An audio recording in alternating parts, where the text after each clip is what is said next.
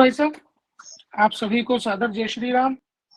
आज की इस कार्यशाला में, एक छोटी सी कार्यशाला में उपस्थित अ, राष्ट्रीय सह संगठन मंत्री आदरणीय श्री राम जी, आदरणीय रावले जी, आनंद जी, विवेक जी, यहाँ उपस्थित मेरे प्रांत के संगठन मंत्री और सभी प्रांतों के माननीय संगठन मंत्री गण, आदरणीय सह संगठन मंत्रीगण, प्रांत की टोली एवं नगरीय एवं ग्रामीण टोलियों के सदस्यगण, प्रांत के प्रमुख लोग, समस्त जिला सचिव, ट्रस्ट के लोग, आप सभी को मैं प्रणाम करता हूं।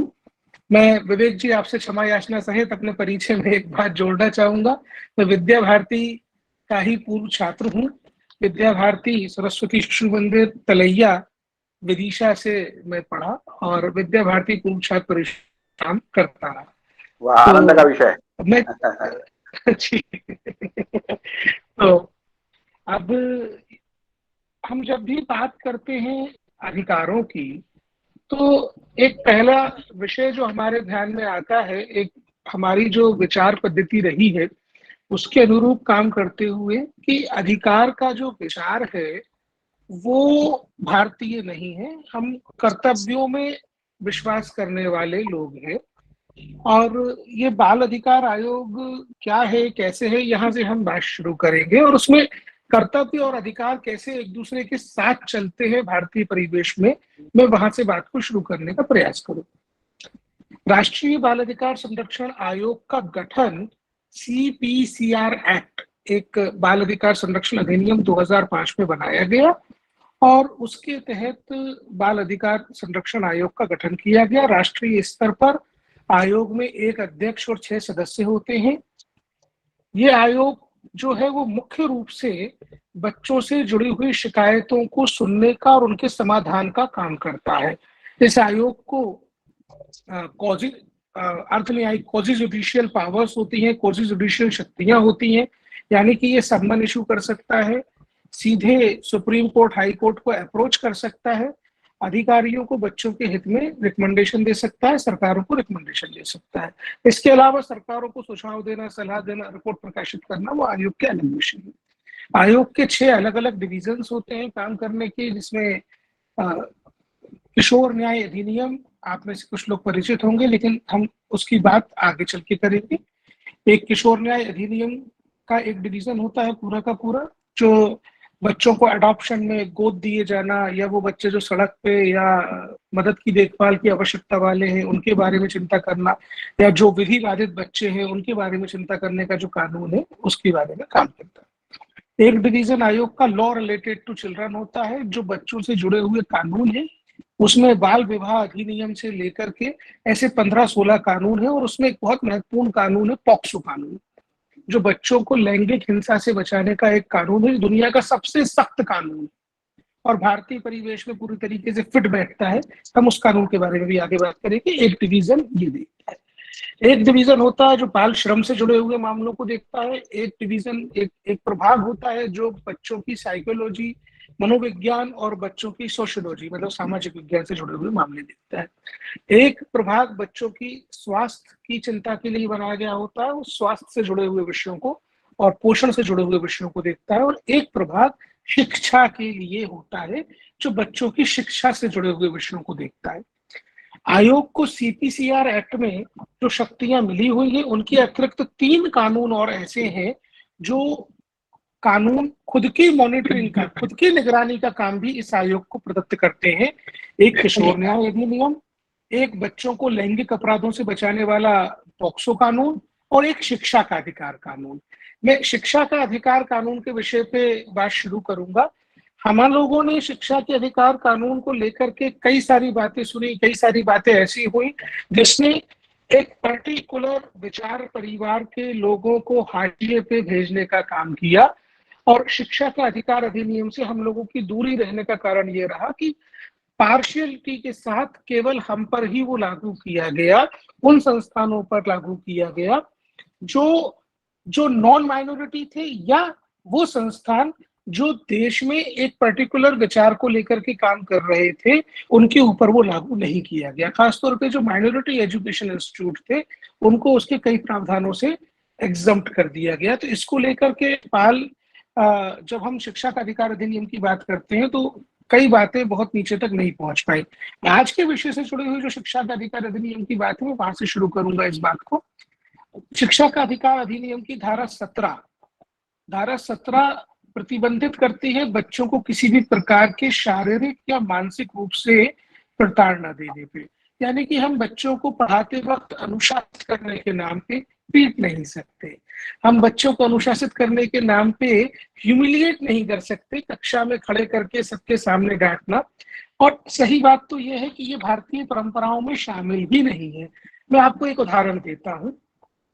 पिछले दिनों जब हम मदरसों के ऊपर कई सारी जांच कर रहे थे और मदरसा एजुकेशन सिस्टम को जांच रहे थे, उसमें हमको पता चला कि वहां पे मदरसा सिस्टम में ये कहा जाता है कि बच्चों को अनुशासित करने के लिए एक वक्त पर 3 थप्पड़ मारना जायज है। बच्चे चाहें तो कयामत के दिन अपने शिक्षक से इसका बदला ले सकते हैं। ये एकदम गलत बात है, हमको ऐसे किसी भी प्रकार के विचार से बचना चाहिए। ये कानूनन ठीक नहीं है, ये परंपरागत रूप से गलत है।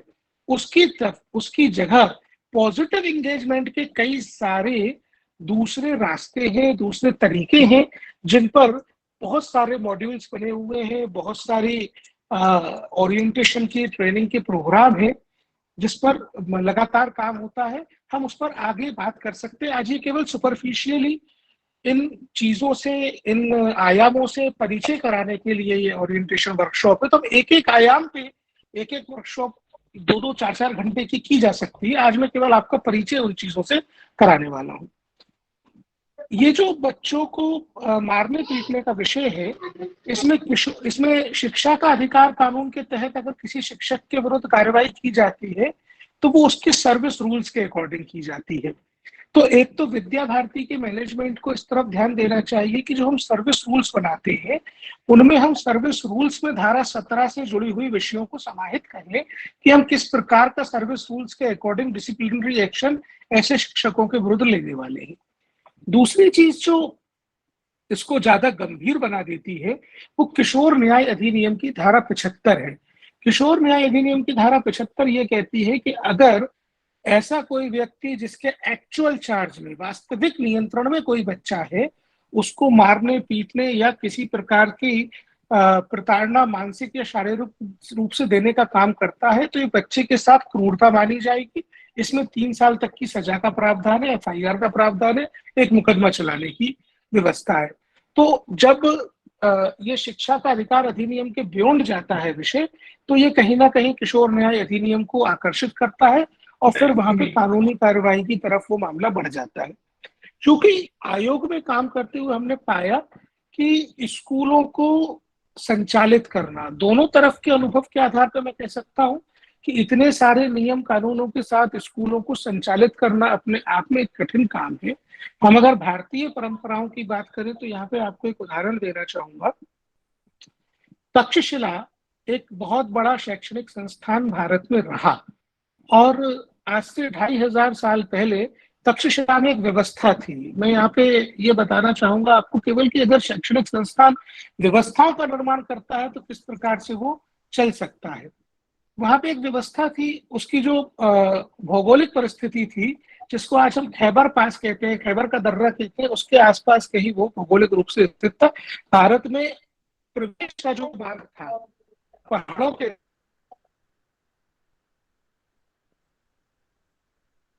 वहां पे जिन राजाओं के, देश भर के जिन राजाओं के, जिन सामंतों के बच्चे पढ़ा करते थे उनके ऊपर एक कंडीशन थी, एक शर्त थी कि जिन भी राजाओं के, सामंतों के बच्चों को वहां रखा जाएगा उनको अपनी सैन्य क्षमता के अनुसार एक सेना की टुकड़ी वहां पे बच्चों के साथ रखनी पड़ेगी। और इसका परिणाम ये था कि उस समय में 1 लाख के आसपास सैनिक हमेशा भारत की सीमाओं की रक्षा करने के लिए वो उपस्थित रहते थे। तो हमारे कुछ शैक्षणिक संस्थानों की वृहत परंपरा रही है जो आप लोग मुझसे ज्यादा उस बारे में सभी कुछ जानते हैं।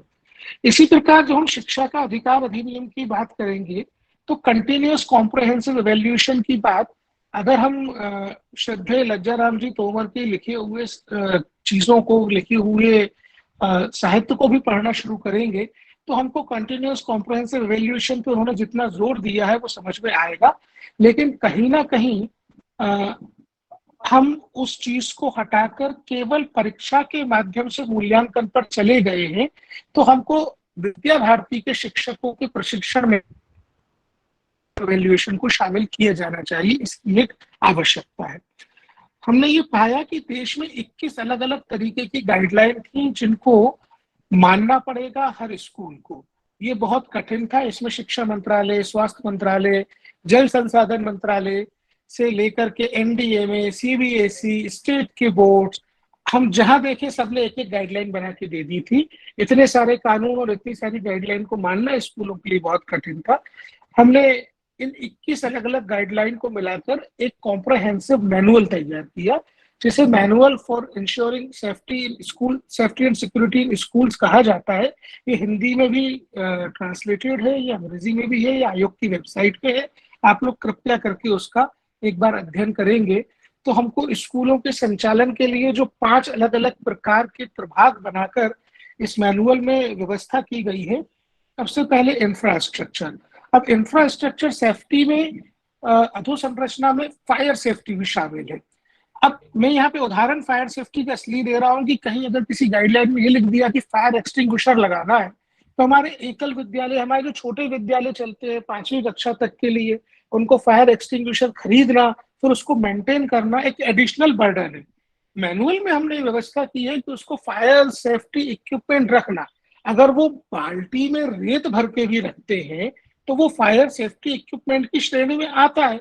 ये स्थिति और परिवेश पर निर्भर करता है। अब यदि किसी विद्यालय की 3 मंजिल की बड़ी बिल्डिंग है और उस बिल्डिंग में वो फायर एक्सटिंग्विशर्स नहीं रखते हैं तो ये गलत है। वहां पे फायर एक्सटिंग्विशर्स की व्यवस्था की जानी चाहिए। तो हमको स्थिति और परिवेश के अनुसार उसको बदलने की व्यवस्था होनी चाहिए। अगर दिव्यांग बच्चों के अधिकार की बात करें तो दिव्यांग बच्चों को एक्सेसिबल एनवायरनमेंट होना चाहिए। यहाँ पे एक केस स्टडी में आपके साथ साझा करना चाहूंगा। मान लीजिए कि बच्चों को, दिव्यांग बच्चा हर कक्षा में तो होगा नहीं, पूरे स्कूल में किसी 2 कक्षा या 3 कक्षा में दिव्यांग बच्चे पढ़ते हैं। अब मान लीजिए किसी कक्षा में 8वीं कक्षा में किसी विद्यालय में दिव्यांग बच्चा पढ़ता था और 8वीं कक्षा जो है वो भूतल पे ही थी, भूतल एक्सेसिबल था, दिक्कत नहीं है।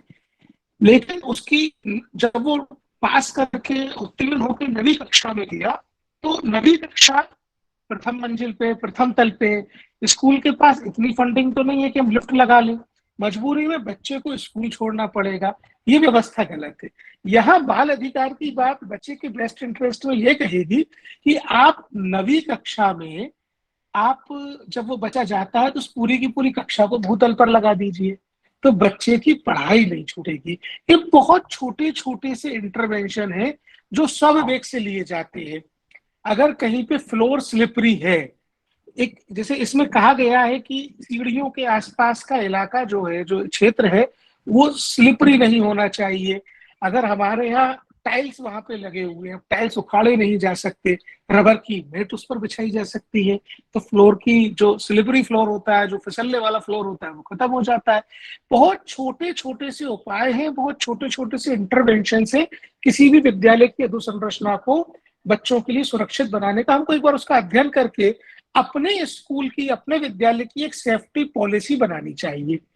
जैसे कोई विद्यालय ऐसा होगा जो जिसके जिसके आसपास से हाईवे निकलता होगा, तो उसकी स्कूल सेफ्टी पॉलिसी में, बाल सुरक्षा नीति में लिखा होना चाहिए कि भाई बच्चों को अगर छुट्टी के वक्त स्कूल के बाहर जाना है तो शिक्षक उनको छोड़ेंगे, या बच्चों का ऑटो या बस जो स्कूल में आएगी वो स्कूल परिसर के अंदर आएगी, बच्चे रोड पे नहीं जाएंगे।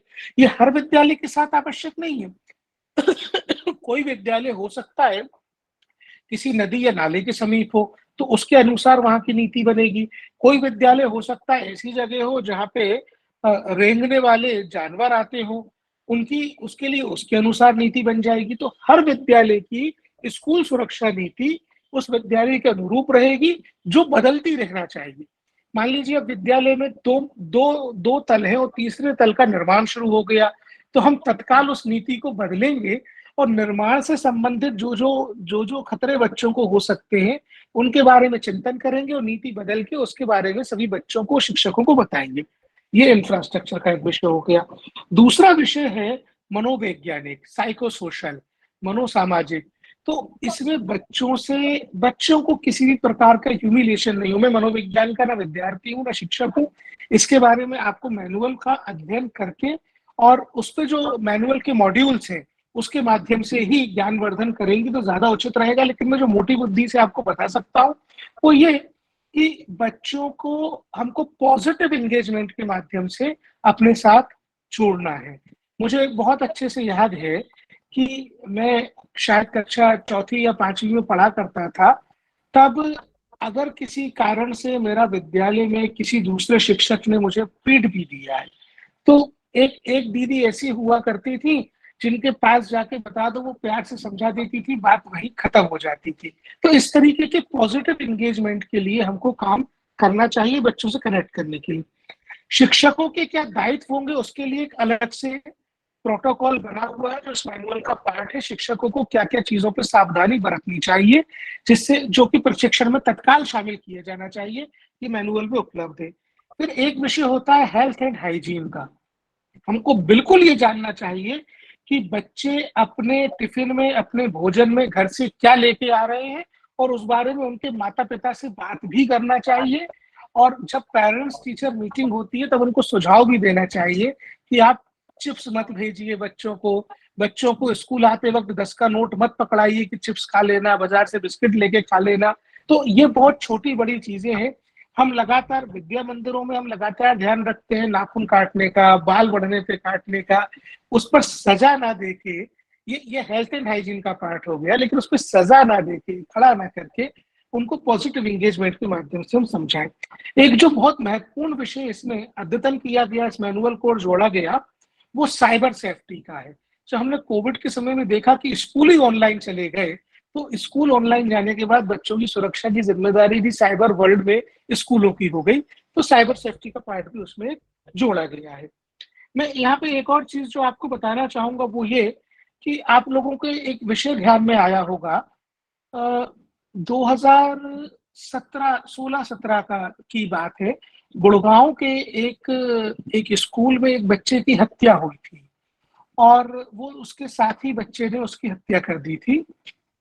उसके बाद सुप्रीम कोर्ट ने संज्ञान लिया, उस बच्चे के पिता ने एक याचिका लगाई और फिर सुप्रीम कोर्ट ने ये कहा 2020 में भारत सरकार से कि बच्चों की सुरक्षा सुनिश्चित करने के लिए स्कूलों की अकाउंटेबिलिटी फिक्स होना चाहिए। देखिए, देश में ऐसे स्कूल भी हैं जो किसी बड़ी चेन का भाग नहीं है। विद्या भारती के स्कूलों के बारे में मैं जितना समझता हूँ, शिक्षा के क्षेत्र में एक संस्थान के रूप में आप सबसे बड़े स्टेक होल्डर हैं। आपके 25,000 से अधिक विद्यालय हैं। इतने विद्यालयों वाला कोई और संस्थान देश में नहीं है। इसलिए आपके पास एक मैकेनिज्म है, लेकिन बहुत से विद्यालय ऐसे हैं जिनके पास मैकेनिज्म नहीं है। वो अकेला एक ही स्कूल चलाने वाला भी कोई ग्रुप हो सकता है। तो अकाउंटेबिलिटी फिक्स करने के लिए एक गाइडलाइन बनी है जो अक्टूबर 2021 में भारत सरकार ने देश की सभी राज्य सरकारों को प्रेषित की है। वो वेबसाइट पे अवेलेबल है, आपको प्लीज उसका अध्ययन करना चाहिए। उसमें लिखा गया है, मोटा मोटी बात तो ये लिखी है कि स्कूलों की सेफ्टी को सुनिश्चित करना अकेले स्कूल की जिम्मेदारी हो ही नहीं सकती। देखिए, बच्चों का विकास एक प्रक्रिया है और उस प्रक्रिया में स्कूल की और माता पिता दोनों की सहभागिता है। और इस सहभागिता को सुनिश्चित करने के लिए माता पिता बहुत बहुत ही उपयुक्त वो स्टेक होल्डर, वो हितधारक हो सकते हैं जो विद्यालय की मदद कर सकते हैं स्कूल सेफ्टी ऑडिट करने में। ये जो मैनुअल है जो आयोग की वेबसाइट पे आपको मिलेगा, इसमें एक स्कूल सेफ्टी की चेक लिस्ट है। मेरा आप सभी से आग्रह रहेगा कि अपने अपने विद्यालयों का उस स्कूल सेफ्टी चेक लिस्ट पे अभिभावकों के साथ मिलके ऑडिट करिए। और ऑडिट करने के बाद जो स्थितियां हमारे पास कमजोर है उनको सुधारने का काम हम कर सकते हैं। जैसे मैंने आपको छोटी छोटी चीजें बताई, बहुत जरूरी नहीं है कि हर चीज में बहुत पैसे खर्च होने हो। स्थानीय स्तर पर जो समाधान हो सकता है उसके माध्यम से हम सुरक्षात्मक। जी, कुछ बोल रहे हैं? हेलो। तो स्थानीय स्तर पर जो समाधान हो सकता है उनसे हमको आगे बढ़ना चाहिए। मैं आपको यहाँ पे बताऊं, इस मैनुअल को बनाते वक्त ये चीज ध्यान में रखी गई है कि हम देश के सबसे पिछड़े इलाकों में सरकारी स्कूल जो गरीब से गरीब बच्चों के पढ़ने के लिए है, उनके लिए मैनुअल बना रहे हैं। जैसे हमने सीसीटीवी लगाना अनिवार्य कहीं नहीं लिखा, लेकिन सीसीटीवी की आवश्यकता जहां हो वहां उसको लगाया जाए। अब अगर 3 कमरों का 2 कमरों का छोटा सा विद्यालय, वहां सीसीटीवी की आवश्यकता नहीं है, उपयोगिता नहीं है, वहां मत लगाइए। लेकिन ये बहुत छोटी छोटी चीजें हैं जिन पर ध्यान देने की आवश्यकता है। जैसे कक्षा में पॉजिटिव एंगेजमेंट की जब हम बात करते हैं, तो कई बार श्याम पट्ट को उस जगह लगा दिया जाता है जहाँ सामने से प्रकाश आ रहा होता है। हमको अधोसंरचना में ये चीज का ध्यान रखना चाहिए कि प्रकाश परावर्तित होता है श्याम पट्ट से, तो बच्चों को, पीछे बैठने वाले बच्चों को नहीं दिखेगा, या आगे बैठने वाले बच्चों की आंखों पर भी वो चमकेगा। तो प्रकाश उसके साइड से आए, उसके दाएं या बाएं भाग से आए, उसके पार्श्व से, सामने से ना आए। इस चीज का हमको ध्यान रखना चाहिए। ये अकाउंटेबिलिटी की जो गाइडलाइन बनी है, इसमें स्कूल मैनेजमेंट के ऊपर कई सारी जिम्मेदारियां तय की गई हैं। इसमें स्कूल मैनेजमेंट अगर लापरवाह सिद्ध होता है तो किस प्रकार के दंड उसको दिए जा सकते हैं, वो भी लिखा गया है। प्लीज आप सभी से निवेदन है कि इसका एक बार अध्ययन करिए। उसके बाद आप स्कूल वाइज स्कूल भी अगर बोलेंगे तो हम स्कूलों को सेफ एंड सिक्योर बनाने के लिए क्या कर सकते हैं, आपको जहां मदद की, जहां सलाह की आवश्यकता होगी, राष्ट्रीय बाल आयोग के समान ही राज्य बाल आयोग भी राज्यों में होते हैं। तो हम राज्य बाल आयोगों के माध्यम से, राष्ट्रीय बाल आयोग से टीम भेज के मदद करके स्कूलों को सेफ एंड सिक्योर बनाने पे काम कर सकते हैं। एक आखिरी और सबसे महत्वपूर्ण बात जो मैं यहाँ कहना चाहूंगा वो ये कि जो बच्चों को लैंगिक अपराधों से बचाने का कानून है वो पॉक्सो कानून है। ये पॉक्सो कानून बहुत सख्त कानून है। दुनिया में बच्चों को सुरक्षित बनाने के लिए जितने कानून है यौन हिंसा से, उसमें से सर्वश्रेष्ठ कानून है। और इस कानून में ये बात ध्यान में रखी गई है कि बच्चे के साथ कहीं भी शोषण हो रहा होता है तो हो सकता है बच्चा घर पे ना बता पाए। कई बार ऐसा भी होता है। बच्चे जिन पर विश्वास करते हैं उनको अक्सर ये बात बता देते हैं। तो इस एक्ट में एक धारा है, धारा 19, जो बात करती है अनिवार्य रूप से पुलिस को रिपोर्ट करने की। हमारे मन में एक बात हमेशा आती है कि अगर बच्चे के साथ कहीं यौन दुर्व्यवहार हो रहा है, वो पुलिस को पता चलेगा, समाज को पता चलेगा, तो उस बच्चे की छवि खराब होगी। या विद्यालय में किसी ने अगर ऐसा किया है, हम बताएंगे पुलिस को, विद्यालय की छवि खराब होगी या उस परिवार की प्रतिष्ठा धूमिल होगी। हमको ये सब टैबूज हैं, ये सब वर्जनाएं हैं जिनको हमें अपने मन पे से खत्म करना होगा। क्योंकि कानून ये कहता है कि यदि हमको पता चला है, हमको तत्काल पुलिस को सूचना देनी है। उसमें हमारा ये काम भी नहीं है कि हम जांचें बच्चा सच कह रहा है या झूठ, ये भी पुलिस का ही काम, ये हमारा काम नहीं। मैं आपको यहाँ पे एक उदाहरण देना चाहूंगा। उत्तर पूर्व के एक, पूर्वोत्तर के एक राज्य में राज्य बाल आयोग के एक अध्यक्ष नए नए बने थे। उन्हें 2-4 हफ्ते बने हुए थे, सारे कानून के ऊपर वो अध्ययन कर रहे थे।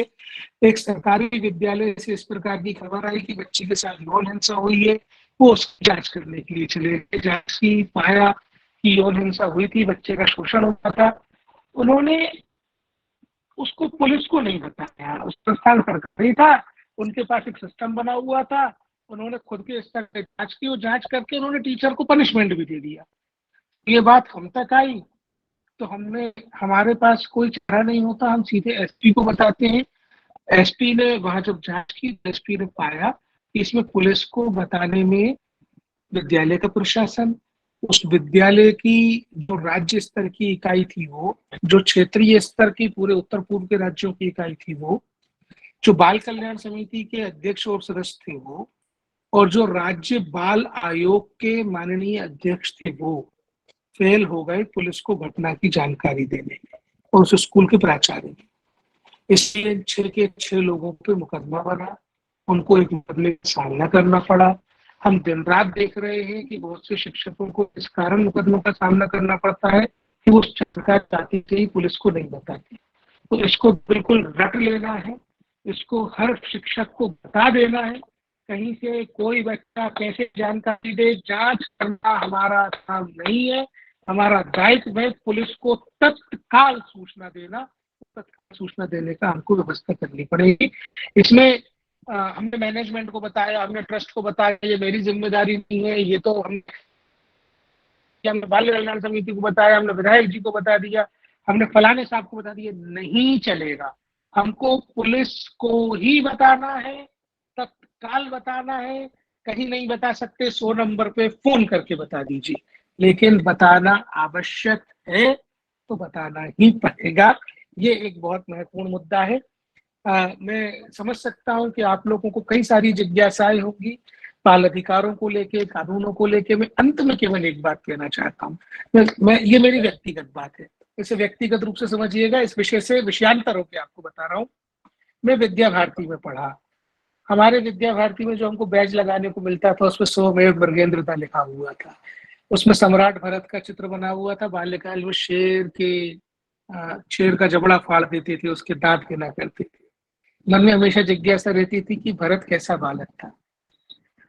मैं जिन बच्चों के लिए काम करने का दायित्व मुझे सरकार ने दिया है, वो मदद एवं देखभाल की आवश्यकता वाले बच्चे हैं। वो बच्चे हैं जिन्होंने समाज ने परित्यक्त कर दिया है, माँ बाप ने परित्यक्त कर दिया है, जिनका कोई सहारा नहीं है। मूल रूप से हम उनके लिए भी काम करते हैं। मैं आपको यहाँ भारतीय परंपरा की बात बताना चाहूंगा। हमको दुनिया के देशों ने आके ये बताया कि इन बच्चों के लिए कैसे काम करना है, उसके आधार पर कानून अधिकार की बात हुई। जब हम सम्राट भरत का उदाहरण देखते हैं, सम्राट भरत सम्राट दुष्यंत के और शकुंतला के बेटे थे। सम्राट दुष्यंत ने पुत्र प्राप्ति के बाद शकुंतला को भुला दिया, भूल गए, और महर्षि कण्व के आश्रम में उनका लालन पालन हुआ। अगर आज के तारीख में कानूनों के हिसाब से देखते तो किसी चिल्ड्रन होम में, किसी बाल गृह में उनका लालन पालन होता, हम सरकार से उनकी मदद मांगते। लेकिन भारतीय परंपरा क्या कहती है, उस बच्चे के फंडामेंटल राइट्स, उसके मूलभूत अधिकार क्या थे, उसका राज्य उसका अधिकार था। महर्षि कण्व ने लड़ाई झगड़ा करके सम्राट दुष्यंत की बुद्धि को चेताया, सम्राट दुष्यंत ने अपने बच्चे को अपनाया, वो बच्चा कालांतर में सम्राट भरत बना, जिसके नाम पे हमारे देश भारत का नाम भारत पड़ा। तो भारत में तो विचार में, भारत की संस्कृति में बाल अधिकार सर्वोच्च है, सर्वश्रेष्ठ है। हमें किसी और का कुछ नहीं अपनाना, जो हमारा है केवल उसको स्मरण करना है, उसको याद रखना है, वही बाल अधिकार है। आपके जो सवाल है, आपके जो प्रश्न है, कृपया मुझसे पूछ लीजिए। अगर विवेक जी की अनुमति होगी, कुछ सवाल जो YouTube पे देखने वाले लोग नहीं दे पाएंगे, मैं मेरा व्हाट्सएप नंबर में दे सकता हूँ, उस पर आप व्हाट्सएप कर देंगे, मैं सवालों के जवाब आपको व्हाट्सएप पे उत्तर करके दे दूंगा। जी जी, अगर अनुमति होगी तो मैं दे दूंगा। दे सकते हैं, आप दे लोग सकते नोट हैं कर भाई। सकते हैं मेरा।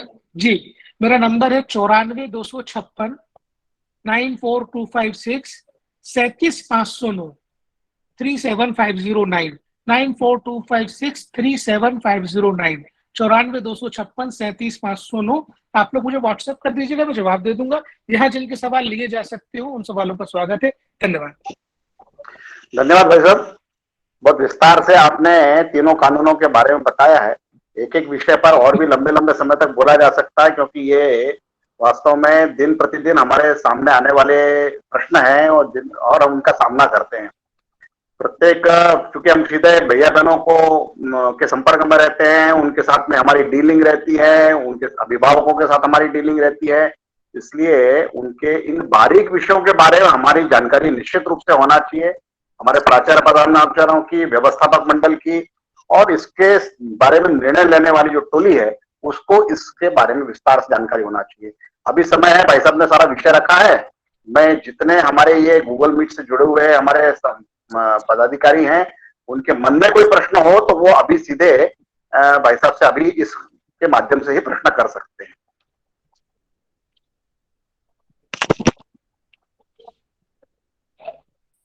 जी वैसे थोड़ा, मैं डॉक्टर आदित्य मिश्रा हूँ। वैसे आवाज आ रही है मेरी? हाँ, आपकी आवाज आ रही है जी। वैसे मैं एक दो विषय आपके ध्यान में ला रहा था।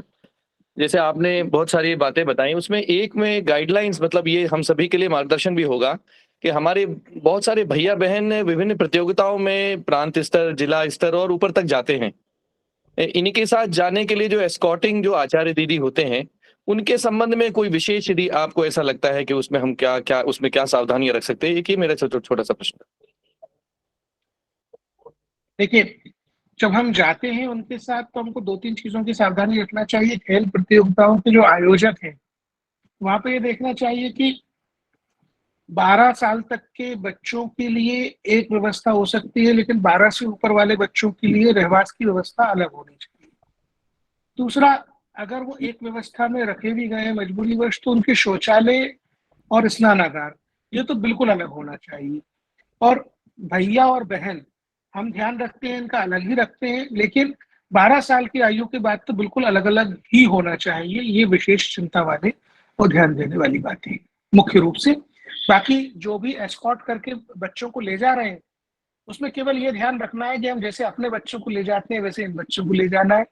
और बच्चों की सूची बना के, नंबर लग के, उनकी जेब में भी हम विद्यालय का बैज हमेशा लगा रहे, नंबर हमेशा लिखा रहे। छोटी छोटी बातें हैं जो सुरक्षा की दृष्टि से महत्वपूर्ण होती हैं, वो विषय ध्यान में रखना चाहिए। जी भाई। ऐसा अनुराग जैन, मालवा प्रांत। आवाज आ रही है वैसे? जी जी अनुराग जी बताइए। बताइए, एक चीज ये पूछना थी जो अभी आपने बाल अधिकार केस में बताया, न्यूनतम शुल्क में अच्छी से अच्छी शिक्षा शिशु मंदिर देता है। उसमें अगर कभी जब अपन बच्चों से शुल्क के लिए अभिभावक को रिमाइंडर करते हैं, तो कभी कभी अभिभावक उसका विरोध भी करते हैं और उस बात को अनर्गल बातों के रूप में या दूसरी बातों के रूप में प्रस्तुत करते हैं। और जैसे अभी हाल कोरोना आया था, तो इसके अंदर शिक्षा जो हुई थी वो ऑनलाइन पढ़ाई हुई थी, तो बच्चों को भी मोबाइल की एक आदत पड़ चुकी है। अगर आचार्य दीदी द्वारा अगर मोबाइल के लिए मना किया जाता है, तो वो दूसरे प्रकार से आचार्य और दीदियों के साथ में व्यवहार करते हैं, और उसमें हर चीज को अपन लिखित में सूचना दे नहीं सकते हैं, मौखिक रूप से ही कुछ बात बोली जाती है। अगर इस प्रकार की स्थिति बनती है तो उसको किस प्रकार से फेस करना चाहिए? देखिए, पहली बात तो हमको ये मान के चलना है कि बच्चे इनोसेंट हैं, और इनोसेंट मानने के लिए अगर बच्चे इस तरीके की बदमाशियां कर रहे हैं कि अगर हमने उनको अनुशासित रखने के लिए कोई समझाइश दी या मोबाइल रखने के लिए मना किया तो झूठी शिकायतें कर रहे हैं, हमको काउंसलर अपने विद्यालयों में रखना चाहिए। हमारे सभी विद्यालयों में काउंसलर नहीं हो सकते, हमारे बहुत छोटे छोटे विद्यालय भी हैं, तो जहाँ काउंसलर नहीं हो सकते वहाँ पे हमको किसी टीचर को, किसी शिक्षक को, शिक्षिका को काउंसलर की तरह आचार्य दीदी को प्रशिक्षण दिलवा के उनके पास एक रजिस्टर मेंटेन करवाना चाहिए। और अगर बच्चों ने इस प्रकार का झूठ बोला है तो उनकी उनकी काउंसलिंग होनी चाहिए, उस रजिस्टर में ये रिकॉर्ड दर्ज होना चाहिए। मारना पीटना नहीं है, इसका मतलब ये नहीं है कि दंड बालक बना देना है सबको। उनकी काउंसलिंग और समझाइश की व्यवस्था होती है, और उसके लिए रजिस्टर पे उसकी एंट्री होती है, और फिर वो रजिस्टर की जानकारी माता पिता के साथ साझा की जानी चाहिए समय समय पर। एक विषय तो ये हो गया। दूसरा, फीस का जो विषय है, देखिए फीस के विषय को लेकर के बच्चों को कक्षा से बाहर निकाल देना या बच्चों को फीस के लिए चिट्ठी देना वो गलत है। अगर कहीं पे बिल्कुल ही फीस नहीं मिल रही है और अभिभावक देना ही नहीं चाह रहे हैं, मैं आपको जो एडवाइस दूंगा वो थोड़ी सी अटपटी हो सकती है, लेकिन वो कारगर वही है और कानून के दृष्टिकोण से भी वही ठीक है। देखिए, बच्चे को स्कूल में पढ़ाना ये एग्रीमेंट है आपके और अभिभावक के बीच में। बच्चे का फीस से कोई लेना देना नहीं है, क्योंकि उसकी कोई कमाई नहीं है। आपको शुल्क वसूलना है माता पिता से, आप पत्र भेजने पे अगर वो नहीं दे रहे हैं, आप बिल्कुल लीगल नोटिस उनको भेजिए। आप बच्चों को देखिए, हम केवल शिक्षा नहीं बेच रहे, हम तो बच्चों को संस्कार भी दे रहे हैं ना। तो कम से कम विद्या भारती के विद्यालय बच्चों को स्कूल से ना निकाले, ये हमको पूरे संसार में एक उदाहरण भी प्रस्तुत करना चाहिए। लेकिन हमें फीस भी उतनी आवश्यक है, बिना फीस के स्कूल नहीं चल सकते, ये यथार्थ है। हम 70-80% बच्चों से फीस लेके और 60% तक बच्चों को फ्री पढ़ा रहे हैं, ये भी सच्चाई है। तो हमको फीस वसूली के लिए जो न्यायिक प्रक्रिया है उस तरफ जाना चाहिए, और उनसे फीस वसूलने के लिए नोटिस उनको देना शुरू करना चाहिए। एक बार प्रैक्टिस शुरू करेंगे, 4 अभिभावकों को नोटिस जाएगा, कोर्ट कचहरी में कोई नहीं पढ़ना चाहता, सब फीस आ जाएगी। यही लेकिन उसका एक कारगर तरीका है और न्यायिक। धन्यवाद भाई साहब।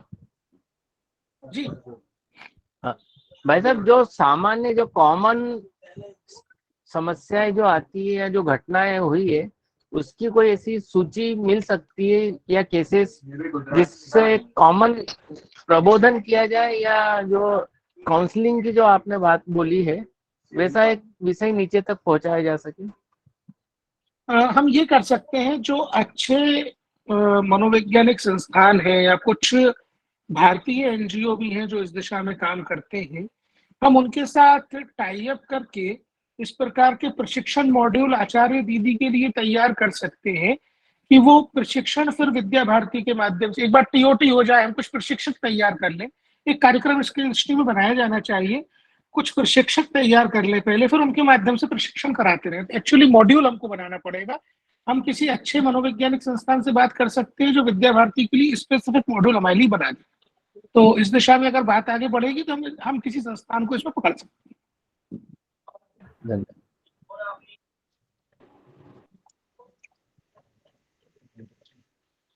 नमस्कार भाई साहब, सुंदरराज शर्मा मालवा। जी नमस्ते। भाई साहब, मेरा एक निवेदन है और सुझाव है, क्योंकि आपने जो अधिकारों की बातचीत करी है और ये भी कहा है कि हमारे यहाँ भारतीय परंपरा जो रही है, भगवान कृष्ण भी गुरुकुल के अंदर गुरुकुल के कार्य करते थे, तक्षशिला की भी आपने बात कही है। तो सामान्यतः क्या है कि अपने यहाँ जो भैया बहन आते हैं, जब उनसे विद्यालय के कोई न कोई सामान्य काम, चाहे वो बागवानी में का कोई कार्य हो सकता है, विद्यालय की कभी साप्ताहिक स्वच्छता भी हो सकती है, ये जब भैया बहनों से कभी इस प्रकार का कोई आग्रह किया जाता है तो ये कहीं ऐसा विषय नहीं है। लेकिन जो आरटी का जो कानून है, जिसका आपने भी उल्लेख किया है 17, इसका अभिभावक दुरुपयोग करते हैं। तो यदि कहीं ना कहीं इसमें एक सुझाव ये लिख दिया जाए कि भैया बहन भी, उनकी भी यह जिम्मेवारी है या उनका अपना कर्तव्य है कि वे अपने विद्यालय स्तर को इसको विद्या का मंदिर मान करके आवश्यक कार्य करें, ये उनके लिए सेवा का भाव कहीं ना कहीं जग सके। अधिकार तो है लेकिन एक कर्तव्य का भाव भी जगे, ऐसा मेरा केवल सुझाव है। देखिए भाई साहब, मैं इसका हल बता सकता हूँ आपको जी। ये शिक्षा का अधिकार अधिनियम की धारा 17 में कहीं नहीं लिखा, ये उसकी अनुचित व्याख्या है अगर कोई कहता है तो। मेरे पास रोज शिकायतें आती हैं कि बच्चों से स्कूल साफ करवाया, मैं कभी नोटिस नहीं करता। हर बच्चे का दायित्व है कि अपना स्कूल साफ करे। जानवर भी अपने बैठने की जगह को साफ करता है, तो हम तो मनुष्य के बच्चे हैं, तो अपना विद्यालय साफ करना हर बच्चे का दायित्व है। इसमें कहीं कोई अपराध बोध से ग्रसित होने की जरूरत नहीं है। अब समाज में विकृति आ गई है, समाज की विकृति को ठीक करने का हल मैं आपको बता सकता हूँ।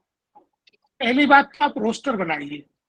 विद्यालय को साफ करने के लिए या कक्षा को साफ करने के लिए एक रोस्टर होना चाहिए हर कक्षा में कि कौन कौन 4 विद्यार्थी झाड़ू लगाएंगे आज, कौन कल लगाएंगे, कौन परसों लगाएंगे। रोस्टर के अनुसार होना चाहिए। कई क्या होता है, ये विद्या भारती की बात मैं आपको नहीं कह रहा हूँ, लेकिन कई दूसरे संस्थानों में ऐसा हुआ कि जाति विशेष बच्चों से सफाई करवाई, इस कारण ये विषय उठा। लेकिन हमको जो करना है वो ये करना है कि रोस्टर बनवा दीजिए, पहली बात। दूसरा, इसको कंटिन्यूअस कॉम्प्रिहेंसिव इवैल्यूएशन का पार्ट बना दीजिए।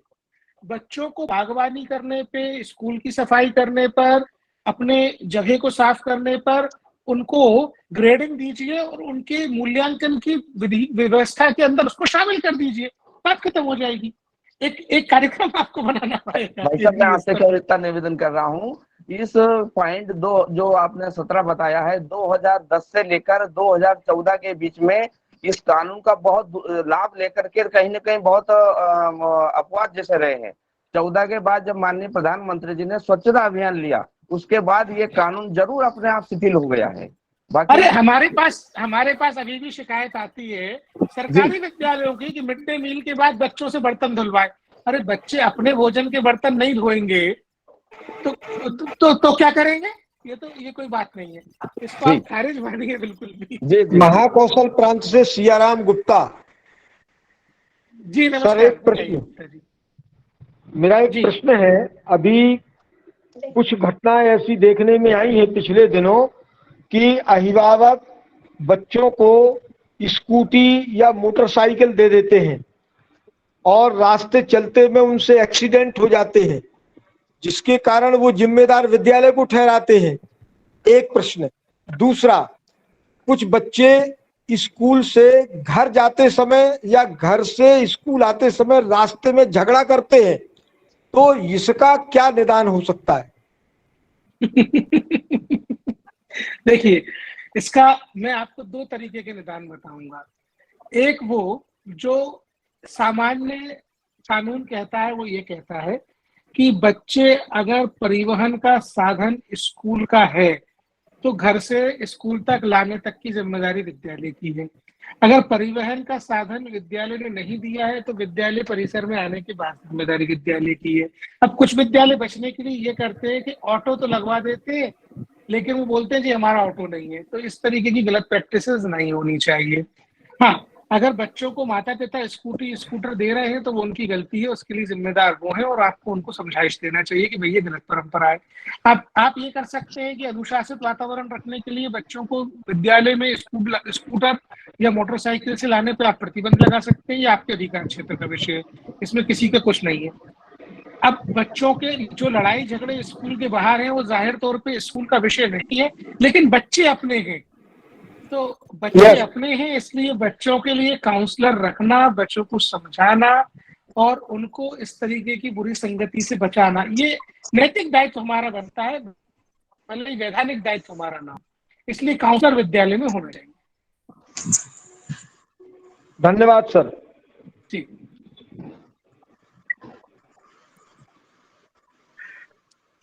मेरे को लगता है कि अनेक विषय हैं, अनेक विषय लोगों के मन में आ भी रहे हैं, पूछना भी चाहते हैं। तो भाई साहब ने अपना स्वयं का व्हाट्सएप नंबर वहां आप सभी को दिया हुआ है और ऐसे अनेक प्रश्न यदि हमारे मन में आते हैं और आगे भी आएंगे तो सीधा संपर्क और वो प्रश्न के रूप में व्हाट्सएप पर भेज करके और उनसे समाधान प्राप्त किया जा सकता है, क्योंकि तो इस मीटिंग की भी, बैठक की भी एक सीमा है। एक बहुत अच्छा विषय हमारे सामने आया है जो बिल्कुल कहना चाहिए एक प्रकार से सामयिक विषय है। इसमें और भी विषय बातचीत के समय मन में आ रहे हैं, परंतु स्वतंत्र रूप से हम भाई साहब से उस विषय के बारे में पूछ सके। मैं समझता हूं कि इस वर्चुअल बैठक का भाई साहब की अनुमति हो तो यहाँ पर समापन किया जाए। जिन बंधुओं को हमारे मन में उनके मन में प्रश्न है और वो सीधे व्हाट्सएप के माध्यम से भाई साहब से प्रश्न उत्तर कर सकते हैं। मैं बहुत बहुत विद्या भारती क्षेत्र की ओर से भाई साहब का बहुत आभार व्यक्त करता हूं कि उन्होंने महत्वपूर्ण विषय पर हम सभी का प्रबोधन किया और हमको एक नई जानकारियां और उसकी बारीकियां देने का प्रयत्न किया है।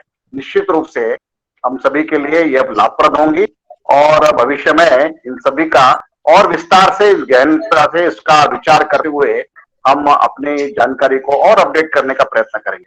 बहुत बहुत धन्यवाद भाई साहब। और